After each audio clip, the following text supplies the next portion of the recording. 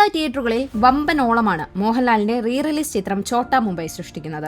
Anwar റഷീദും Benny P നായരമ്പലവും ചേർന്നൊരുക്കിയ ചിത്രം 2007 വിഷു റിലീസായി ഇറങ്ങിയ മമ്മൂട്ടിയുടെ അമൽ നീരജ് ചിത്രം ബിഗ് ബിയെ മറികടന്ന് വിഷു വിന്നറായി മാറിയിരുന്നു.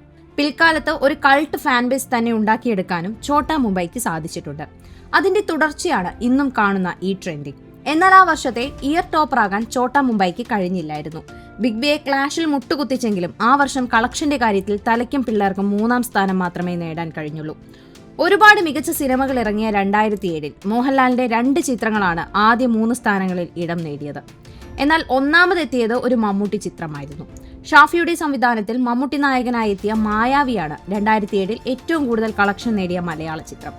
ബോക്സ് ഓഫീസ് കണക്കുകൾ പ്രകാരം 15 കോടിയാണ് ചിത്രം ആ വർഷം കളക്ട് ചെയ്തത്.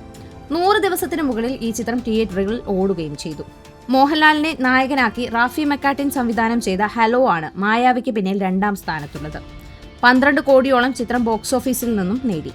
ഛോട്ടാ മുംബൈയുടെ അന്നത്തെ കൃത്യമായ കളക്ഷൻ വിവരം ലഭ്യമല്ലെങ്കിലും സിനിമാ വൃത്തങ്ങളിൽ നിന്നും ലഭിക്കുന്ന കണക്കുകൾ പ്രകാരം 3ാം സ്ഥാനമാണ് ഈ ചിത്രത്തിനുള്ളത്. എന്നാൽ വർഷങ്ങൾക്കിപ്പുറം ലിമിറ്റഡ് റിലീസിൽ കളക്ഷൻ വാരി കൂട്ടുകയാണ് ഛോട്ടാ മുംബൈ. 2007 അത്രയും സെലിബ്രേറ്റ് ചെയ്യപ്പെടാതിരുന്ന ഛോട്ടാ മുംബൈയും മമ്മൂട്ടിയുടെ ബിഗ് ബിയുമാണ് ആ വർഷം ഇറങ്ങിയതിൽ സിനിമാ പ്രേമികളുടെ ഇടയിൽ ഏറ്റവും കൂടുതൽ ചർച്ച ചെയ്യപ്പെട്ട ചിത്രങ്ങൾ. ഇപ്പോഴിതാ റീ റിലീസിലും ഛോട്ടാ മുംബൈ അതിന്റെ എല്ലാവിധ ശക്തിയും കാണിക്കുകയാണ്. റീ റിലീസിൽ ആദ്യ ദിനം 40 ലക്ഷം നേടിയ സിനിമ 2ാം ദിനത്തിൽ 75 ലക്ഷത്തിലധികം രൂപ സ്വന്തമാക്കി. ഇതാണ് പോക്കെങ്കിൽ വരും ദിവസങ്ങളിലും സിനിമയുടെ കളക്ഷൻ ഉയരാനാണ് സാധ്യത.